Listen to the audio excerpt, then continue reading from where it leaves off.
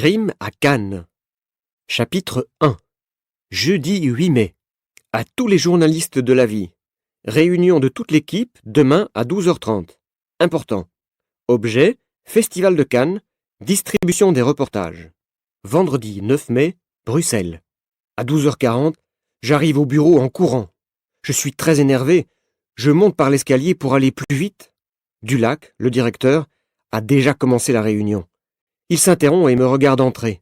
« Eh bien, Alex, je vous signale que vous êtes en retard. »« Excusez-moi, il y a des problèmes de circulation. Il y a beaucoup de voitures en ville aujourd'hui. »« Vous ne venez pas à moto d'habitude ?»« J'ai eu un problème mécanique avec ma moto. J'ai pris un taxi, mais aujourd'hui c'est incroyable.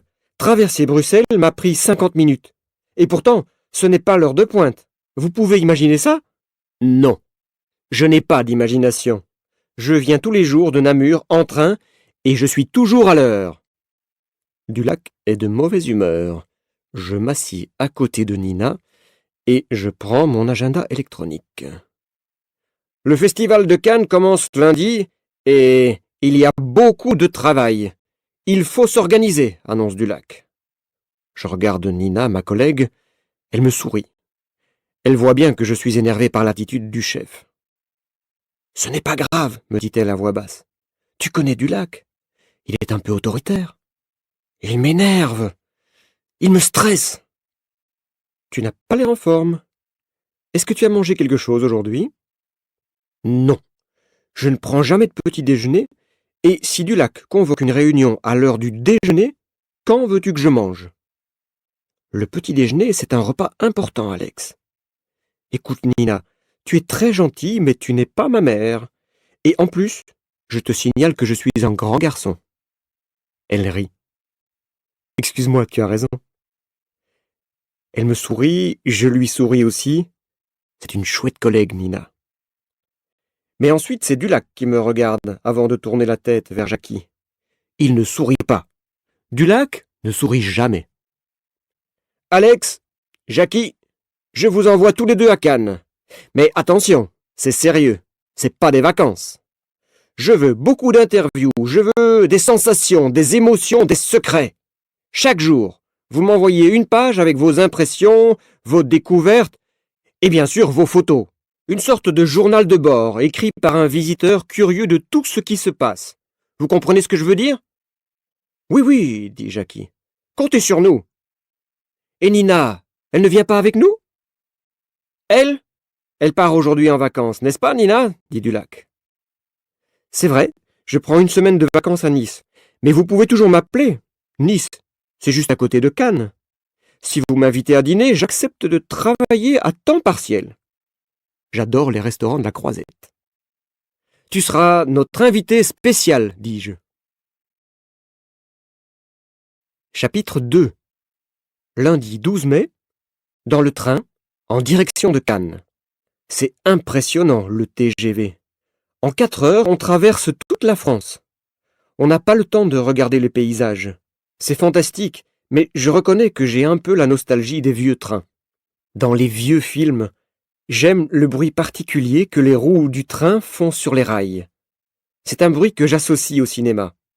Ça donne du rythme aux films policiers. Quand on entend ce bruit, ça signifie qu'il y a un danger. En TGV, je me sens comme dans un avion. Il faut reconnaître que c'est confortable. J'en profite pour lire tranquillement le programme du festival et j'étudie un peu la filmographie des acteurs que je veux rencontrer. Il est midi, le train arrive à Cannes. Jackie m'accueille à la sortie de la gare. Je vois dans ses yeux qu'il est préoccupé par quelque chose. « Salut Jackie, ça va ? Tu es déjà installé dans notre hôtel ? » ?»« Ouais, mais il y a un problème. »« Ah oui ? Qu'est-ce qui se passe ? » ?»« Quand tu penses à Cannes, tu penses aux plages et aux grands hôtels chics, n'est-ce pas ? Le Martinez, le Carlton, le Majestic, le luxe, la classe, quoi. Eh bien, tu sais où Dulac nous fait loger ? À l'hôtel Logeco. Je n'ai jamais entendu parler de cet hôtel. Normal. Regarde le plan de Cannes. Le Logeco est facile à trouver. De la plage, on prend la rue d'Antibes et on va jusqu'au bout de la rue. au bord du périphérique. Le quartier est horrible, les immeubles sont tristes à mourir. D'accord, mais l'hôtel, il est comment? Il y a le bruit des voitures sur le périphérique, les chambres sont minuscules, l'air conditionné ne fonctionne pas. Enfin, on a de l'eau chaude. Tu es sûr que ce n'est pas une erreur? J'ai téléphoné à Dulac, à Bruxelles. Sa secrétaire dit que c'est le seul hôtel qu'elle a trouvé. À Cannes, toutes les chambres sont réservées depuis longtemps pour le festival. Elle est désolée. Bon, c'est la vie. C'est la vie, comme dit Dulac. Chapitre 3. Nous nous installons à l'hôtel Logeco. Jackie a raison. C'est pas extra. Une seule solution, passer un maximum de temps à l'extérieur. Le Logeco, ce sera uniquement pour dormir. Sur la croisette, il y a des affiches partout, avec une fille qui sourit. Le slogan c'est « Souriez, vous êtes protégés, sans caméra pour votre sécurité ». Ça c'est une idée géniale. La police surveille les gens et leur fait croire que ce sont des stars. Nous entrons dans l'hôtel Majestic et nous nous asseyons dans les fauteuils du hall. C'est un des hôtels où les stars logent pendant le festival. Je consulte le programme du festival pour organiser nos interviews, tandis que Jackie lit la presse locale. « Tu sais quoi ?» me dit Jackie. « Il paraît que le Majestic va fournir à ses clients, pendant les 12 jours du festival, 800 kilos de langoustes, 2 tonnes de homards, 10 000 bouteilles de champagne. Ses clients vont user 1000 litres de gel de bain moussant et 16 000 savonnettes. Il ne parle pas du Logeco ? » Nous interrompons brusquement notre conversation pour observer un couple qui entre dans le restaurant. La femme est jeune, grande et mince. Elle a de longs cheveux blonds. Elle a l'air très sérieux. L'homme est plus âgé qu'elle. Il est grand et musclé. Il a l'air très sûr de lui. C'est assurément un séducteur de première catégorie. Quand il enlève ses lunettes de soleil et qu'il s'assied, je le reconnais. C'est Philippe Frisson, l'acteur. « Cette femme, tu la reconnais ?» me demande Jackie. « Non. C'est Eva Trogen, la top modèle suédoise. Lui, c'est Philippe Frisson, mais elle, c'est la première fois que j'entends parler d'elle. Elle est vraiment très belle, mais elle n'a pas l'air très heureuse. »« On peut commencer les interviews immédiatement ?» dit Jackie, l'œil fixé sur Eva Trogen. « Attention, Casanova, ton concurrent est sérieux. Regarde les muscles de Philippe Frisson. Il porte un t-shirt trop petit pour mettre ses muscles en évidence. Tu as raison. Moi qui fréquente les salles de sport, je peux te dire que ce type fait de la musculation tous les jours. Tu es jaloux? Pas du tout. Je suis plus jeune et plus beau que lui. Au travail. On peut commencer par Eva Trogen et Philippe Frisson, si tu es d'accord? Tout à fait. À l'attaque. Juste au moment où nous arrivons devant leur table, Philippe Frisson se lève et fait un geste pour s'excuser. Il doit répondre à un appel sur son téléphone portable. Nous restons seuls avec Eva Trogen. Le problème, c'est qu'elle semble parfaitement indifférente à notre présence. Elle regarde fixement devant elle. Je dois lui parler. « Madame Trogen, bonjour. Permettez-moi de me présenter. Je m'appelle Alex Leroc. Je suis journaliste au magazine La Vie. Et voici Jackie Duchamp, mon collègue photographe. Eva, je peux vous appeler Eva? Nous sommes très heureux de vous rencontrer. Est-ce que vous acceptez de répondre à quelques questions? » Elle tourne la tête une seconde, puis elle retrouve son attitude antérieure. Elle ne s'intéresse pas à nous. « Je n'ai pas le temps, répond-elle. Téléphonez à mon agent. »« Permettez-moi d'insister. Nous sommes ici à Cannes pour le festival. Les lecteurs de La Vie veulent rencontrer des stars dans leur magazine. Accordez-nous seulement quelques instants. »« Laissez-moi tranquille, n'insistez pas. » À ce moment-là, Philippe Frisson termine sa conversation téléphonique et vient vers nous avec un grand sourire. « Ha ha! Je vois que les paparazzis sont en action. Bonjour messieurs. » Je déteste qu'on m'appelle paparazzi. Nous ne sommes pas des paparazzis, nous sommes des journalistes professionnels et nous travaillons pour le magazine La Vie.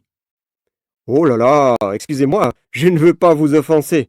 Au contraire, pour moi, c'est toujours un plaisir de parler à des journalistes. J'imagine que vous nous proposez une interview. C'est exact, mais Madame Trogen ne semble pas intéressée. Je n'ai pas le temps, dit la top modèle. Mais si, chérie, cet après-midi, tu as un moment de liberté, répond Philippe Frisson. Ce sont des journalistes de La Vie. C'est un excellent magazine, tu sais. Eva ne répond pas. Parfait. À quelle heure demande Jackie. Disons en fin d'après-midi. Vers 17h, propose l'acteur. D'accord. À votre hôtel? Nous sommes au Palm Beach. On peut se rencontrer à la piscine de l'hôtel? Là, vous pouvez nous trouver facilement. Pas vrai, Eva? Ouais. Très bien, dis-je. À tout à l'heure. À tout à l'heure. Chapitre 4. À 17h, quand nous arrivons, Eva Trogen est allongée à côté de la piscine, sur une chaise longue. Elle est à l'ombre. Elle porte un bikini jaune. Elle n'est pas bronzée.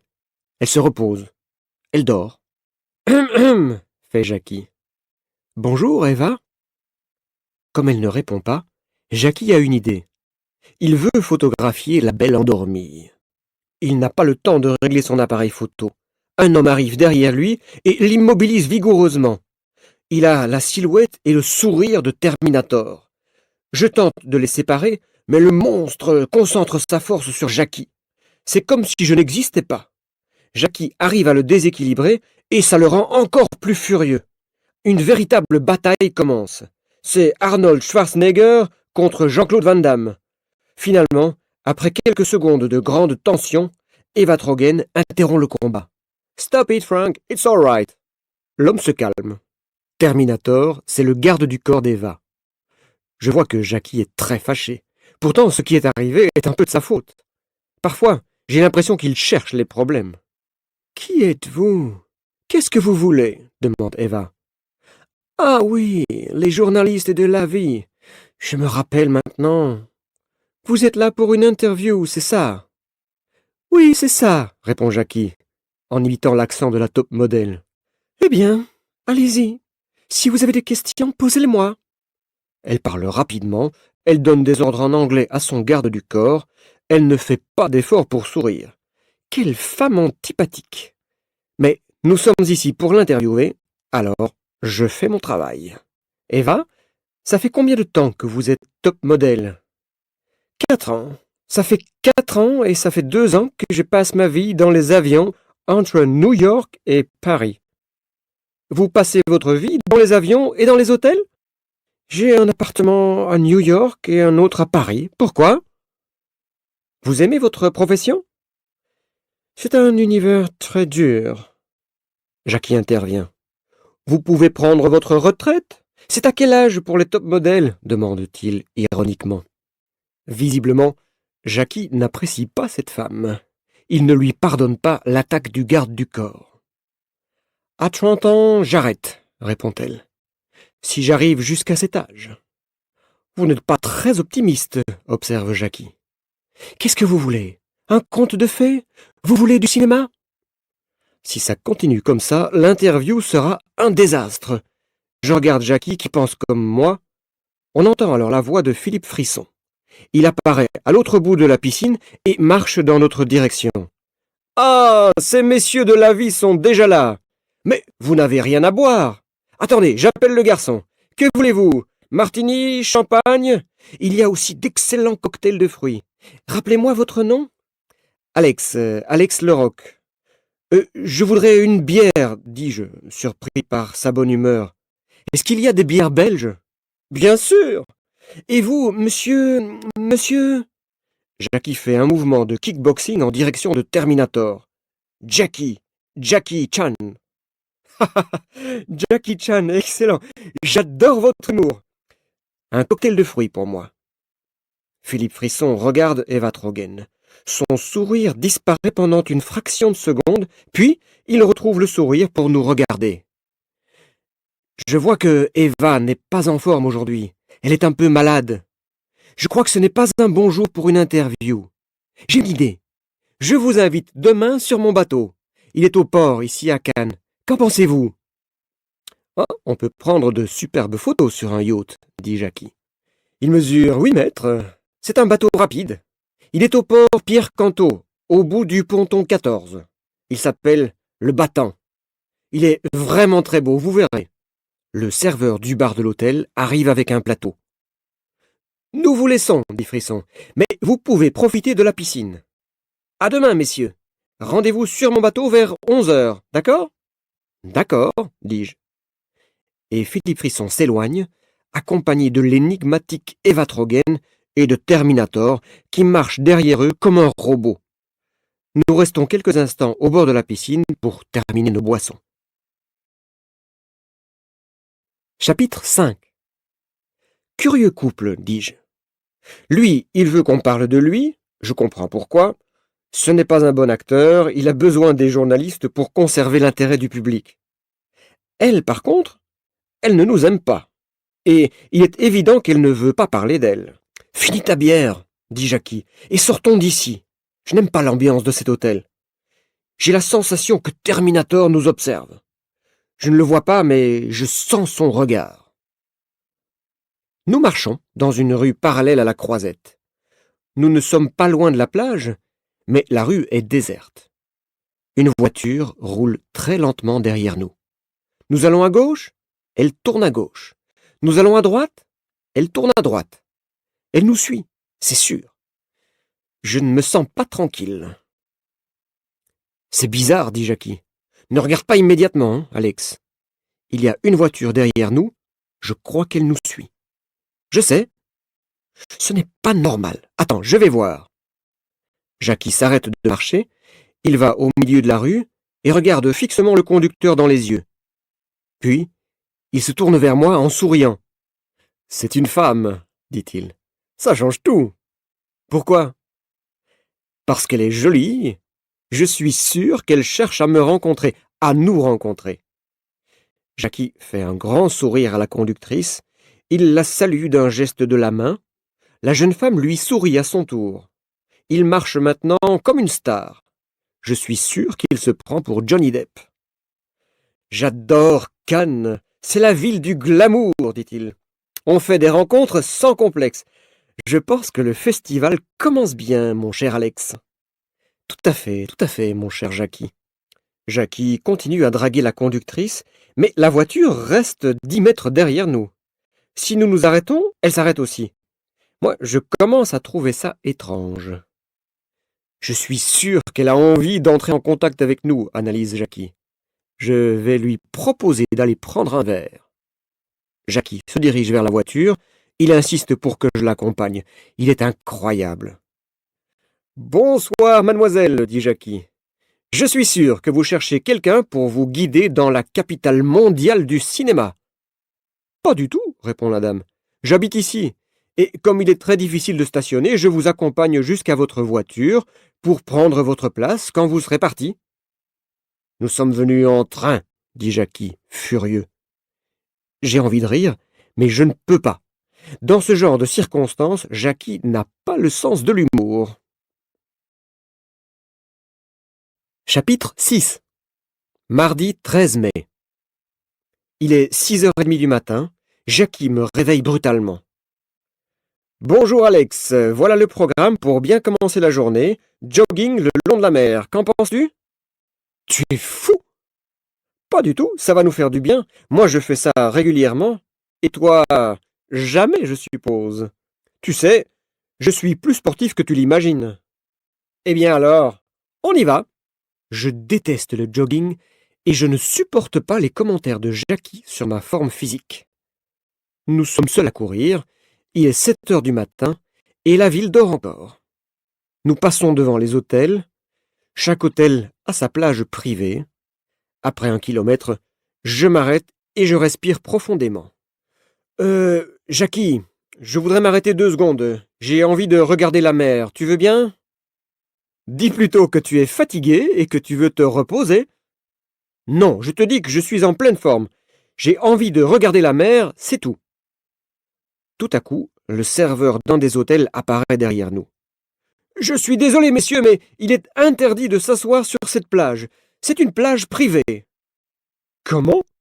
Le sable est à tout le monde, non? Répond Jackie. Vous n'êtes pas client de l'hôtel, n'est-ce pas? Alors, vous ne pouvez pas rester ici.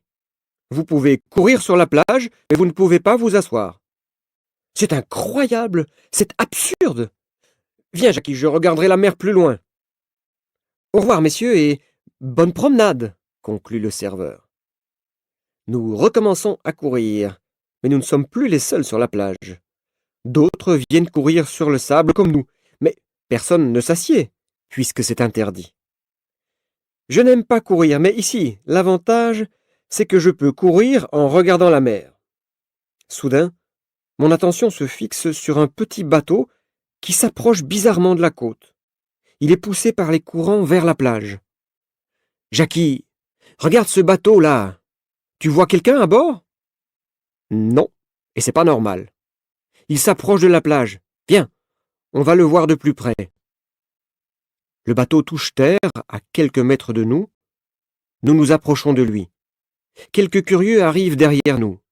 Avec leur aide, nous tirons le bateau sur le sable pour l'immobiliser complètement. « Je monte ?» demande Jackie. « Vas-y. » Jackie disparaît dans la cabine. Il réapparaît rapidement. Il a l'air très impressionné. « Alex, il y a un mort dans la cabine. Ça ressemble beaucoup à un meurtre. Appelle la police. » Je sors mon téléphone portable de ma poche, puis je me tourne vers les promeneurs. « Ne montez pas sur le bateau, s'il vous plaît. La police va arriver dans un instant. » Nous avons quelques minutes. Jackie a le temps de prendre quelques photos avec son téléphone portable. Chapitre 7.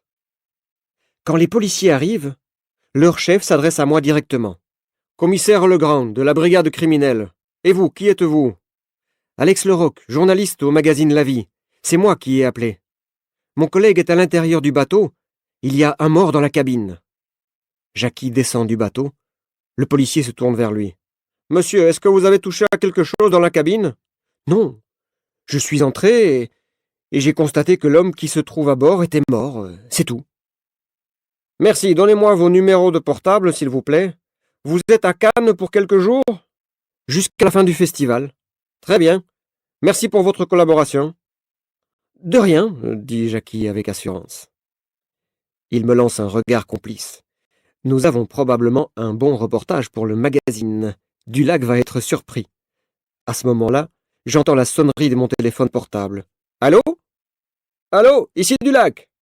J'ai du travail pour vous. Un crime a eu lieu sur une plage à Cannes. Et c'est pas du cinéma. Allez voir ce qui se passe. »« Mais comment est-ce que vous savez ça ? C'est nous qui avons découvert le mort il y a un quart d'heure. »« Parfait, c'est très bien. Faites-moi un reportage sensationnel, Alex. Je veux un titre choc dans la vie de cette semaine. Je compte sur vous. À bientôt. » Notre chef a des informateurs partout. C'est Big Brother. Je regarde Jackie. C'est Dulac. Il est déjà informé du meurtre. « Quoi ? C'est pas possible, répond Jackie. Apparemment, nous ne sommes pas les seuls journalistes sur la plage ce matin. C'est possible, mais nous, on a des photos. Chapitre 8. Nous avons rendez-vous avec Philippe Frisson à 11h. Ça nous laisse le temps de prendre une douche à l'hôtel et de nous changer. Jackie me montre ses photos du mort. Pauvre type. Qu'est-ce qui lui est arrivé en pleine mer? Qui l'a tué? Pourquoi? Mais si nous devons faire une enquête sur le meurtre et qu'en plus nous devons interviewer des stars, ça représente beaucoup de travail pour nous deux. Nous avons besoin de Nina. Je lui téléphone. Il faut qu'elle nous aide. Allô, Nina? Oui, bonjour Alex. Ça va? Ça va, ça va. Dis-moi, quel est le problème? Eh ben voilà, en fait on a besoin de toi ici à Cannes. Qu'est-ce qui se passe? Le problème c'est que non seulement on doit faire des interviews, mais en plus, on doit enquêter sur un meurtre. Je suis désolé pour vous, mais tu sais bien que je suis en vacances. Mais Nina, quelqu'un est mort, et Dulac nous demande de faire une enquête. C'est très sérieux. Ah, vous les hommes, vous paniquez vite. Bon, d'accord. Je vous donnerai un coup de main. Dites-moi où vous logez. Ouf! On se retrouve ce soir pour le dîner, d'accord? On t'invite dans un super restaurant. On mangera à côté des stars. Rendez-vous à l'hôtel Logeco, rue Jean-Bart, à 7 heures, d'accord? C'est facile. C'est juste à côté du périphérique. Ok, je prendrai un taxi. À tout à l'heure. Nous arrivons au port Pierre-Cantot. C'est ici que se trouve le bateau de Philippe Frisson. L'acteur nous attend sur le quai. Bonjour les journalistes. Soyez les bienvenus, dit Frisson. J'ai le plaisir de vous inviter à bord du Battant. C'est un mauvais comédien. N'importe qui pourrait remarquer qu'il n'a aucun plaisir à nous recevoir. C'est évident. Beau bateau, dit Jackie. Montez, montez. Écoutez, je voudrais d'abord vous expliquer quelque chose concernant Eva. Vous savez, en général, les mannequins ne parlent pas facilement, mais elle parle encore moins que les autres. C'est une femme adorable, généreuse, sensible, mais très réservée. Excusez-la, elle ne veut pas d'interview. Donc, si vous voulez, je répondrai volontiers à vos questions sur Eva, sur moi, sur notre histoire d'amour extraordinaire, et vous pourrez nous photographier, évidemment.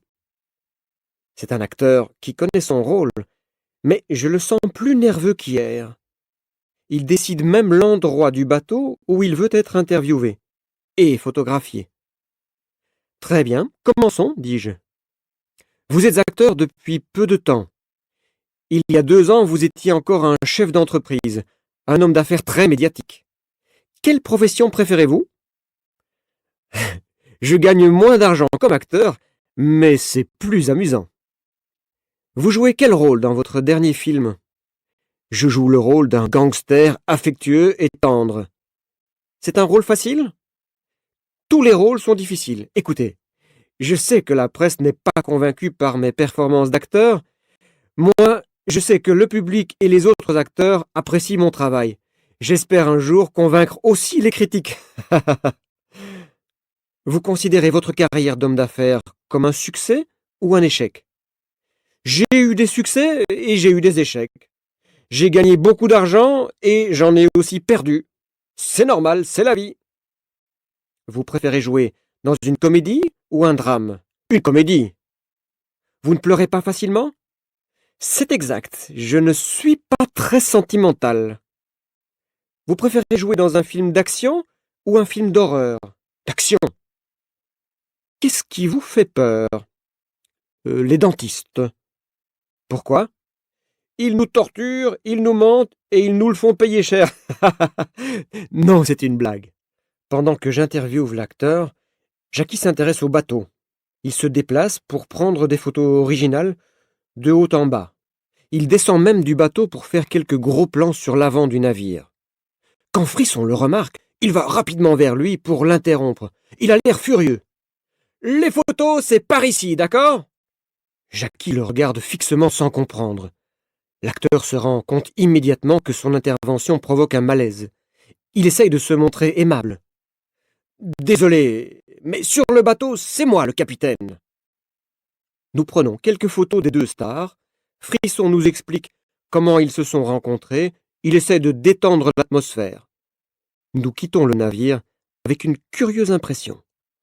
Quelque chose n'est pas clair dans leur attitude. Chapitre 9. À midi, Jackie et moi allons chercher un restaurant pour déjeuner sur la plage de la Croisette. Il fait déjà chaud et nous sommes seulement au mois de mai. Nous marchons le long de la mer. Ah, dit Jackie. Ce ciel bleu, cette mer bleue. Vraiment, j'aime beaucoup. C'est magnifique. Mais entre nous, tu sais ce que j'aime le plus? C'est le parfum des crèmes solaires. Regarde toutes ces jolies femmes qui prennent le soleil. Pour moi, c'est ça le paradis. Pendant que Jackie s'intéresse à ce qui se passe sur la plage, moi, je compare les menus des différents restaurants. Tout est très cher. Je m'arrête pour regarder la carte d'un restaurant appelé Cinecittà. Il est un peu tôt, le restaurant est encore vide. Un homme vient vers nous. Est-ce un serveur chargé d'attirer les clients? Je le regarde fixement et il me faut quelques instants avant de comprendre ce qui le rend très original. En fait, il porte une demi-moustache du côté gauche et une demi-barbe du côté droit. Il se rase de manière asymétrique. L'homme sourit parce qu'il sait que son look surprend énormément. Ah, messieurs, vous voulez déjeuner? Mon restaurant est la rencontre du cinéma et de la gastronomie. Ici, vous apprendrez beaucoup de choses sur les stars. Vous êtes journaliste, n'est-ce pas? Comment le savez-vous? Ah, j'en étais sûr. Je suis très observateur. Je suis le propriétaire de ce restaurant. Le show business, je sais ce que c'est. Je peux réunir les gens célèbres qui ont des secrets et les journalistes qui cherchent à les découvrir. Entrez, asseyez-vous. Je m'appelle Santino. Enchanté, Alex. Alex Leroc. Et voici Jackie Duchamp. Nous travaillons pour le magazine La Vie. Fantastique! Je suis un de vos lecteurs. La Vie, c'est un excellent magazine, vraiment. Merci. Ce Santino nous fait une sorte de spectacle. C'est un grand acteur et son look est parfait. Une demi-moustache et une demi-barbe, ça ne laisse pas indifférent. Je ne sais pas ce que vous voulez manger, dit le patron, mais je vous recommande la bouillabaisse. C'est notre spécialité depuis 25 ans. Les stars du monde entier viennent chez moi pour la goûter. C'est une recette unique. La bouillabaisse nous intéresse, mais je suis aussi curieux de connaître votre recette pour découvrir les secrets des stars. Comment faites-vous? Je suis un comédien comme eux. On est pareil. On parle le même langage. On aime attirer l'attention. Alors on prend une bouillabaisse, Alex? C'est d'accord. Et comme entrée, une salade niçoise, ça te va? Parfait.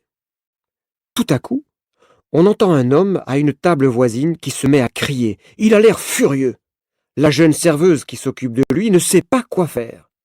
Santino nous quitte pour intervenir auprès de ce client difficile. Il arrive à le calmer assez facilement. Quelques instants plus tard, le patron nous apporte lui-même les salades niçoises. Et voilà! Bon appétit, messieurs! Qui c'est ce type? Demande Jackie avec curiosité. Je crois que je le connais. C'est Roadbook, l'acteur américain. Ah oui, maintenant je le reconnais, répond Jackie. Quel caractère! Oui, Roadbook est très impulsif, continue Santino. Mais il est spécialement agressif à cause d'une histoire d'amour. C'est un secret. Mais je suis sûr qu'il a été l'amant de Jane Trembler et qu'elle l'a quitté. La rupture a eu lieu ici même. Ça s'est passé il y a 3 jours dans mon restaurant. Ils se sont disputés, ça a duré quelques minutes, puis elle est partie. Ah bon?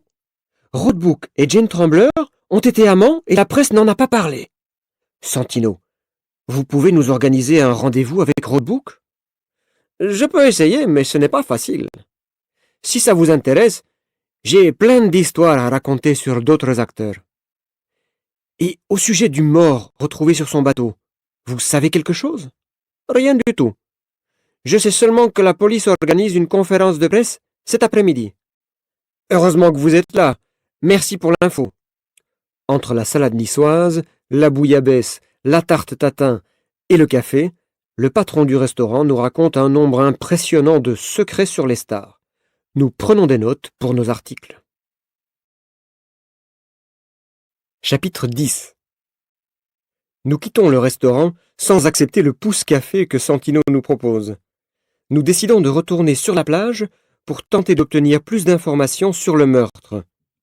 3 policiers interdisent l'accès au bateau. Je m'approche d'eux.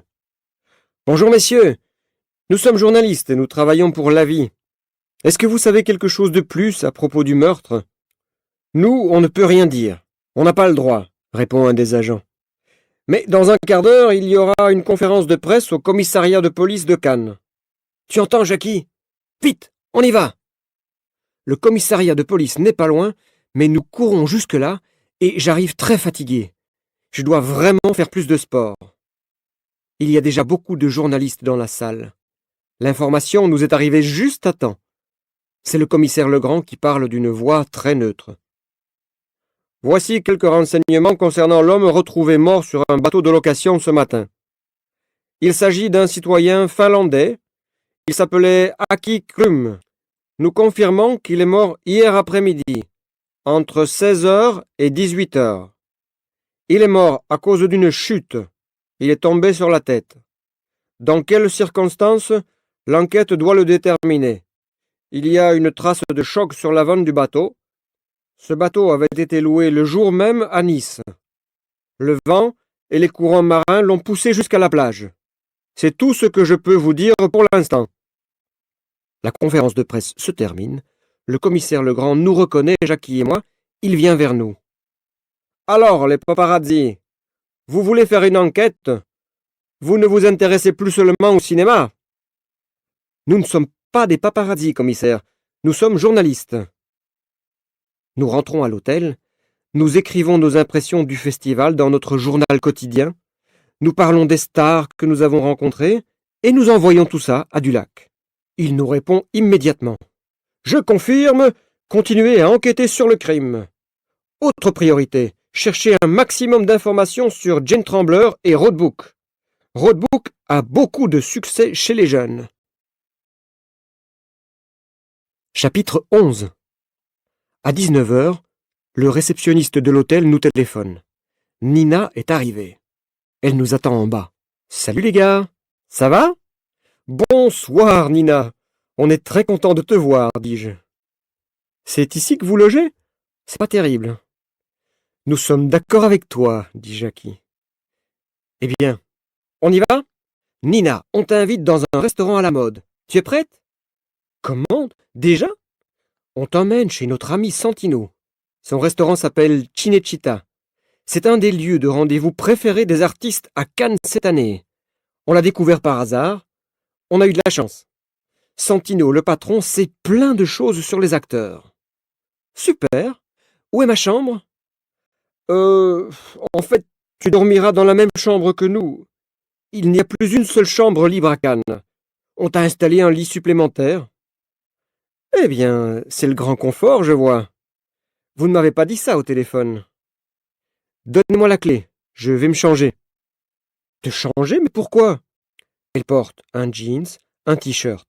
Elle a des baskets aux pieds, elle a un foulard dans les cheveux. Si vous m'invitez dans un restaurant à la mode, donnez-moi l'occasion de m'habiller classe. C'est pas dans tes habitudes. Justement, je me suis acheté quelques jolis vêtements à Nice. Ils sont super. C'est l'occasion de les mettre. Donnez-moi 10 minutes. D'accord, d'accord. 30 minutes plus tard, Nina apparaît. Elle porte une robe bleue décolletée dans le dos. Elle a aux pieds des sandales à hauts talons. C'est la première fois que je vois Nina habillée comme ça. Elle est sensationnelle. Chapitre 12. Quand nous entrons, je remarque que Nina est fascinée par Santino, l'homme à la moustache asymétrique. Je remarque aussi que Santino s'intéresse immédiatement à Nina. Santino, dis-je, voici Nina, notre collègue de la vie. Nina, je te présente Santino, l'ami des stars et le maestro de la bouillabaisse. Entrez, entrez. Nina, vous savez, dans mon restaurant, j'ai vu passer beaucoup d'actrices célèbres. Mais vous êtes la plus jolie femme que j'accueille à Cinecittà. Vous êtes très aimable, Santino. Je ne vous crois pas, mais c'est très agréable à entendre. Installez-vous, je vais m'occuper de vous tout de suite. Nous sommes assis à une table qui est un bon poste d'observation. Nous expliquons en quelques mots à Nina notre découverte sur la plage. Mais Nina s'intéresse surtout aux stars qui passent à côté de nous. Un quart d'heure plus tard, Santino vient vers nous. Bonne nouvelle! Roadbook vient d'arriver. Vous vous intéressez à lui? Eh bien, je vous ai obtenu une interview. C'est une chance, parce qu'il est très demandé. 40 interviews en 3 jours, dit-il. Allez-y, il vous attend. Pendant ce temps, je transmettrai certaines informations confidentielles à Nina, votre belle collègue. D'accord? Bien sûr, répond Nina. C'est clair, il la drague. Il a trouvé une excuse pour nous éloigner, Jackie et moi. Il veut rester seul avec elle. Quand nous arrivons près de Roadbook, l'acteur américain retire ses grosses baskets noires, ses chaussettes, et plonge ses pieds dans la piscine. Lui, il n'a aucun sens du protocole, c'est clair. J'ai mal aux pieds. Impossible de marcher normalement dans la rue, dit Roadbook. Je dois m'arrêter tout le temps à cause des fans. C'est fatigant. Pourtant, c'est un plaisir d'être ici, au Festival de Cannes, dans ce pays où le cinéma est encore un art. Je suis Alex Leroc du journal La Vie. Et voici Jackie Duchamp, mon collègue photographe. Rod, vous considérez que Cher ami, votre dernier film, est une œuvre d'art? Tout à fait. Vous parlez très bien le français. Mon père est né en France et il m'a toujours parlé français. Quel rôle jouez-vous dans ce film? Je suis un séducteur qui séduit les femmes en dansant. Imaginez Travolta, mais en plus distingué. C'est la première fois que vous venez à Cannes? On dit souvent que le public du festival est froid, qu'il manque de passion. Qu'en pensez-vous? Ce n'est pas vrai. Hier après-midi, j'ai rencontré le public et la presse au palais des festivals et des congrès, et j'ai trouvé qu'il y avait une ambiance formidable. Vous n'étiez pas là? Non, nous étions en compagnie de Eva Trogen. Ah, je vous comprends parfaitement. Votre absence est justifiée. À 47 ans, comment faites-vous pour fasciner les adolescents? Je suis un éternel rebelle, et ils le sentent. Et l'amour? Comment va l'amour? Oh, l'amour! Parfois, les journalistes doivent prendre des risques. Je veux savoir. Êtes-vous encore amoureux de Jane Trembler? Ah! Vous croyez tout savoir. Eh bien, vous ne savez rien. Et vous ne saurez rien. Messieurs, notre conversation est terminée. Il se lève, furieux, prend ses chaussures en main et s'en va pieds nus en parlant tout seul, sans nous regarder. D'autres journalistes s'approchent de lui. Il les menace en faisant tourner ses baskets dans l'air.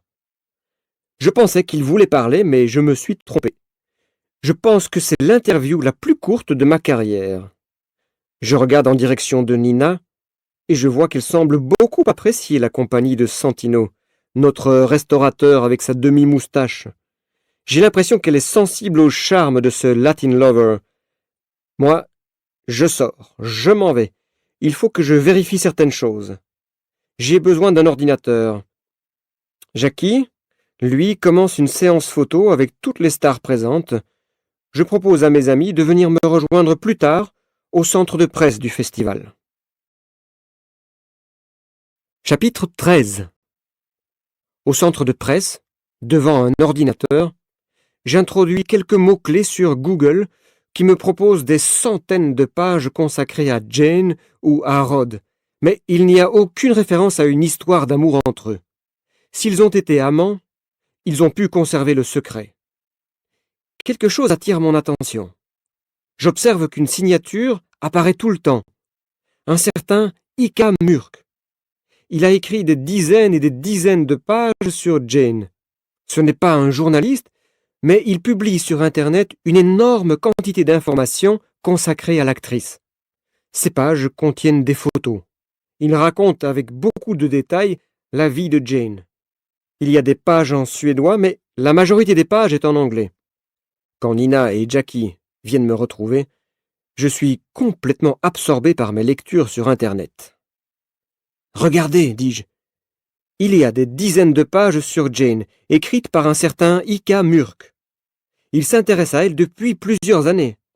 Ce n'est pas un journaliste, mais il travaille beaucoup pour réaliser toutes ces pages qu'il met en ligne. »« Qu'est-ce qui t'étonne ?» me demande Jackie. « On voit de tout sur Internet. Les gens veulent partager leur passion. Ce type est un passionné des stars et d'Internet. Il n'est pas le seul. » On dirait qu'il a passé des mois entiers à suivre Jane, à s'informer sur tout ce qui la concerne, dis-je. C'est un vrai travail de détective. Il parle d'une opération de chirurgie esthétique, donne l'adresse de l'hôpital où l'actrice a été opérée, ce qu'elle a payé, il mentionne des dates, des lieux précis, il fait plein de photos, il ne respecte absolument pas son intimité. « Arrête, me dit Jackie. N'oublie pas que nous sommes journalistes à la vie, c'est-à-dire que nous faisons un peu la même chose que lui. Nous sommes des journalistes, lui, non. Il se prend pour un journaliste, mais il écrit très mal. Tu lis l'anglais maintenant? Me demande Nina. Je croyais que ton niveau d'anglais était très mauvais. Mon niveau est suffisant pour comprendre que le type qui a écrit toutes ces pages est un fanatique, un maniaque. C'est hallucinant. On dirait qu'il l'a suivi jour et nuit. Il a dû dépenser une fortune en voyage, uniquement pour divulguer ses secrets sur Internet. Je fais défiler des dizaines de pages signées par Ika Murk. Je leur montre différents sites. Apparemment, il s'intéresse aussi à d'autres stars de la chanson, du cinéma. C'est étonnant, observe Nina. Maintenant, ça suffit, je n'en peux plus. On sort? J'ai besoin de marcher. Attends, me dit Jackie. Regarde. Il y a une page sur Eva Trogen. Ika Murk s'intéresse aussi à Eva Trogen. Oui, continue Nina. Et Eva semble être sa passion la plus récente si nous regardons les dates. Nous naviguons sur des dizaines de pages consacrées à la top modèle. Regardez, dis-je. Ika Murk donne des détails précis sur les problèmes d'Eva avec la drogue. Il donne le nom et l'adresse de l'hôpital en Suède où elle a suivi une cure de désintoxication. Et alors, intervient Nina, tu sais, aujourd'hui elles sont nombreuses les stars d'Hollywood qui font des traitements pour se libérer de la drogue. Bon, ça suffit, dis-je. On arrête, venez, on sort. La soirée est agréable, il fait très doux. Nous marchons tous les trois sur la croisette. Nous faisons comme les autres visiteurs du festival, nous sommes attentifs à toutes les personnes que nous croisons, pour être sûrs de ne pas laisser passer un people. Jackie est prêt à photographier les stars en promenade. Nina est de bonne humeur. Alex, me dit-elle, tu sais que tu ressembles vraiment à Vincent Pérez? Personne ne t'a demandé un autographe ici à Cannes depuis votre arrivée? Vous savez bien que Vincent Pérez ne porte pas de lunettes. Attends, tu permets? Nina me prend mes lunettes. Je ne vois rien sans mes lunettes. Jackie, dit-elle, tu es prêt pour une séance photo? Nina se met à crier « C'est Vincent Pérez! C'est Vincent Pérez !» Et elle m'embrasse. Jackie, lui, tourne autour de moi en prenant des photos au flash. « Par ici, Vincent! Un sourire !» Le résultat est immédiat. Les groupes de promeneurs s'approchent de moi pour me photographier à leur tour. Plusieurs personnes me demandent un autographe, mais je ne peux pas signer. Je ne vois rien sans mes lunettes. Nina et Jackie rient beaucoup. Quand je récupère mes lunettes, je constate avec surprise que le commissaire Legrand nous observe de loin. Je ne dis rien à mes amis. Nous nous dirigeons ensuite, à pied, vers l'hôtel Logeco. Ma vie de star se termine rapidement. Chapitre 14. Mercredi 14 mai. Nina nous attend à la table du petit déjeuner. Elle s'est réveillée avant nous et elle est descendue plus tôt. Elle a un grand sourire. « Qu'est-ce qui se passe, Nina ?» demande Jackie. « Vous avez l'air endormi. Réveillez-vous, messieurs, j'ai une information surprenante. »« Vas-y, explique, dis-je. »« Je sais qui est Ika Murk. »« Et vous aussi. »« Hein, quoi ?» s'interroge Jackie. « Ika Murk, ce nom a dansé dans ma tête pendant une partie de la nuit. Il ne m'était pas tout à fait inconnu. Les lettres qui le composent me semblaient familières. Continue. Change l'ordre de ces lettres. Inverse-les. Ika Murk se transforme facilement en Aki Krum. C'est un anagramme. Waouh! Nous avons identifié le mort du bateau, dit Nina. C'est le fanatique des pages internet. Attends, tu vas trop vite. Ika Murk est suédois. Il écrit en anglais, mais il est suédois. Et Aki Krum, d'après les conclusions de la police, n'est pas suédois, il est finlandais. Exact. Mais ce que tu ignores peut-être, c'est qu'il y a un petit pourcentage de Finlandais qui parlent le suédois. J'ai vérifié. 5%. Le suédois est même considéré comme langue officielle. Aki Krum fait évidemment partie de cette communauté. Bien joué, Nina, dit Jackie. Il reste à savoir pourquoi on l'a tué. Et ça, c'est plus compliqué. J'ai peut-être une idée, continue Nina. Ce pourrait être une histoire d'amour, d'amant, de chantage. Nous t'écoutons. Voilà. C'est l'histoire d'un acteur américain fou amoureux d'une actrice américaine. Elle est amoureuse, elle aussi, mais elle est mariée et ne veut pas quitter son mari. Elle interdit à son amant de parler de leur relation, de divulguer leurs secrets. Elle ne veut surtout pas de scandale. Elle menace son amant de mettre fin à leur relation si le secret est découvert. Il promet de garder le secret. Tu les appellerais comment, Jane et Rod, par exemple? Par exemple. Apparaît alors un personnage trop curieux. Appelons-le Aki Krum, suggère Jackie. Oui, Aki Krum est un type très obstiné. Il s'intéresse à eux et est sur le point de tout révéler. Rod, qui est un amoureux passionné et qui domine difficilement sa violence, dans un moment de folie, « Nina, dis-je, j'adore ta manière de raconter des histoires, tu le sais, mais je dois t'interrompre, ton scénario est impossible. » Pourquoi? Parce que le crime a eu lieu en pleine mer lundi après-midi, à un moment où Rod faisait une conférence devant toute la presse rassemblée dans le Palais des Congrès. Vous en êtes sûr? Nous n'étions pas présents, mais il y avait beaucoup de témoins. Ouais, confirme Jackie. En tout cas, Nina, tu as mis en évidence une bonne raison pour assassiner Aki Krum. Sa curiosité. Il reste à trouver qui avait des raisons de l'éliminer. Retournons sur son web, suggère Nina. Chapitre 15. Nous allumons mon ordinateur portable, nous entrons sur un des sites de Aki Krum. C'est une page personnelle actualisée. La dernière information concerne Eva Trogen. On y évoque les débuts de la top modèle suédoise. Il y a de nombreuses photos. Elle était beaucoup plus souriante avant, commente Jackie. Maintenant, elle a l'air infiniment triste. Ah bon? S'étonne Nina. C'est vrai que vous l'avez interviewée. J'aimerais voir vos photos. C'est facile. On peut les voir sur le portable d'Alex.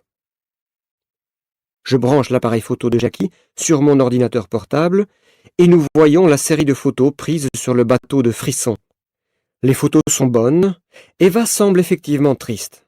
Est-ce un style qu'elle recherche? C'est peu probable.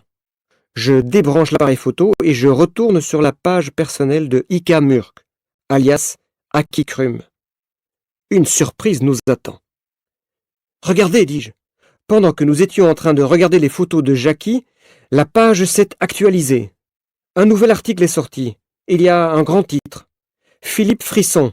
Encore la corruption. C'est bizarre. Aki Krum est mort, mais ses pages web continuent sans lui, dit Jackie. Il avait sans doute programmé la page pour qu'elle sorte aujourd'hui, poursuit Nina. Nous lisons les articles.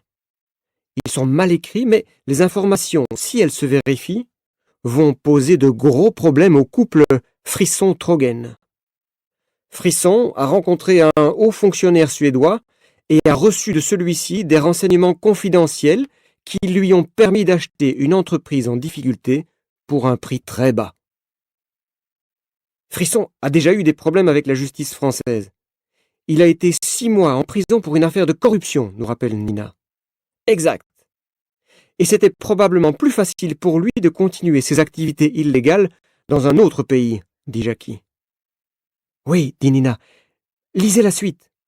C'est Eva Trogen qui a mis en contact Frisson, l'homme d'affaires recyclé dans le cinéma, et le fonctionnaire suédois. L'achat de l'entreprise est fait au nom d'Eva Trogen. C'est facile à vérifier. Voilà ce qu'écrit Aki Krum sur sa page web. On peut voir quelques photos prises dans un restaurant où on reconnaît bien Frisson, Eva, et celui qu'Aki Krum identifie comme étant le fonctionnaire corrompu. Qu'en pensez-vous? Demande Nina. Moi, dis-je, ce qui m'impressionne, c'est la page web qui se modifie après la mort de son créateur. Oui, dit Jackie. Aki Krum a certainement programmé la publication de ces informations comme une menace, une forme de chantage. Il est mort et il n'a pas eu le temps d'arrêter la publication. Voilà toute l'histoire, dit Nina. C'est mon deuxième scénario. Voyons si vous êtes d'accord cette fois. Aki Krum est exagérément fasciné par les stars. Il les suit, les photographie avec une passion et une obstination extraordinaires.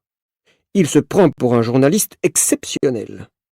Il passe tout son temps, dépense tout son argent pour ça. Un jour, il photographie par hasard la rencontre entre Eva, Frisson et un haut fonctionnaire de la justice en Suède. Il apprend par la presse que la transaction est suspecte.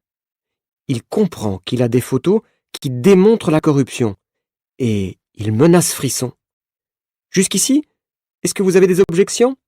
Non, tout ce que tu dis est possible, dit Jackie. Une chose m'étonne, dis-je. Pourquoi Aki Krum, qui se prend pour un journaliste d'investigation, fait soudain du chantage? Pourquoi? Parce qu'il a besoin d'argent. Voilà, il a besoin d'argent pour continuer ses activités de pseudo-journaliste, suggère Nina.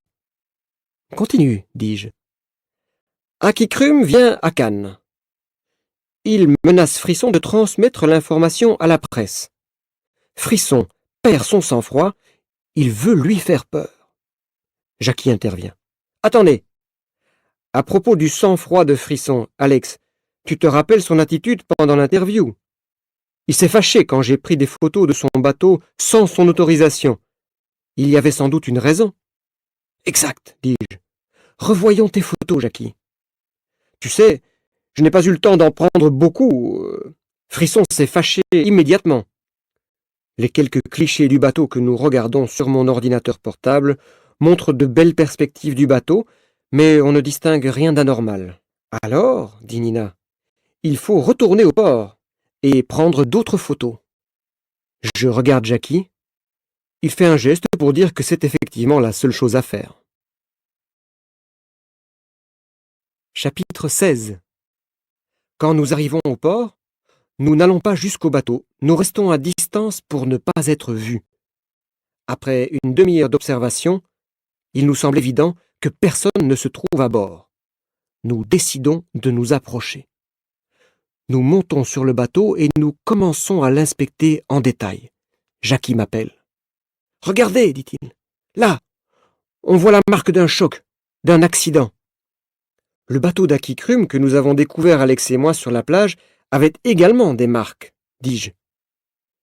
Mais oui, ajoute Nina, c'est très clair tout ça. Écoutez, Frisson donne rendez-vous à Aki Krum en pleine mer, loin des regards indiscrets. Chacun vient avec son bateau, ils discutent, mais ils n'arrivent pas à un accord. Une dispute commence, Aki Krum ne veut pas négocier, il s'en va avec son bateau. Frisson le poursuit avec son bateau plus puissant, plus rapide. Les deux bateaux se touchent violemment, ils s'immobilisent. Les deux hommes se battent, Frisson déséquilibre Aki Krum qui tombe sur la tête et meurt. « C'est ça, c'est sûrement ça !» s'exclame Jackie. « Tout s'explique !» Et il se met immédiatement à photographier les marques du choc, clairement identifiables sur le bateau. À ce moment, une voiture s'immobilise sur le quai, devant le bateau. Deux hommes en sortent et viennent vers nous. Frisson et Terminator. Jackie se prépare à combattre le robot. Je regarde Nina. Elle a l'air moins décidée. Elle est moins impulsive que Jackie. « Je vais vous expliquer, » dit Frisson.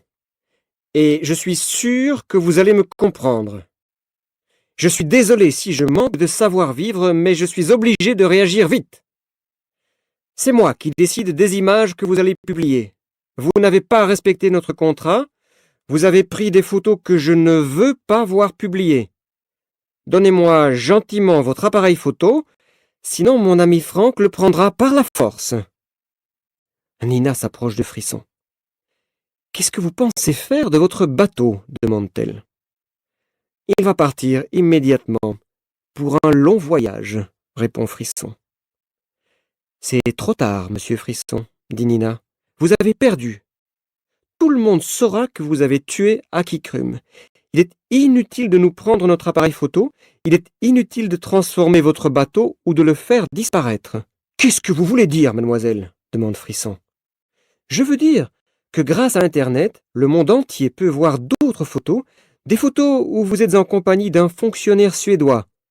Ce sont des photos qui démontrent une corruption. Ces photos-là, vous ne pouvez pas les intercepter. C'est impossible! Une autre voiture s'immobilise sur le port. C'est une voiture de police. Monsieur Frisson, désolé de vous interrompre, mais j'ai rendez-vous avec mes amis journalistes. Je voudrais organiser une autre conférence de presse. Vous devriez rester, car je pense que vous êtes concerné. Frisson regarde Nina. Vous avez raison, mademoiselle. J'ai perdu. Vous êtes plus obstiné que les policiers. Je ne peux pas gagner contre les journalistes. Bravo, les paparazzi, dit le grand. Je savais que vous aviez une piste. Je vous observe depuis hier. Vous allez tout m'expliquer. Je déteste qu'on m'appelle paparazzi, mais comme je dois admettre que le grand est arrivé au bon moment, je lui pardonne. On a un super reportage pour la prochaine édition de La Vie.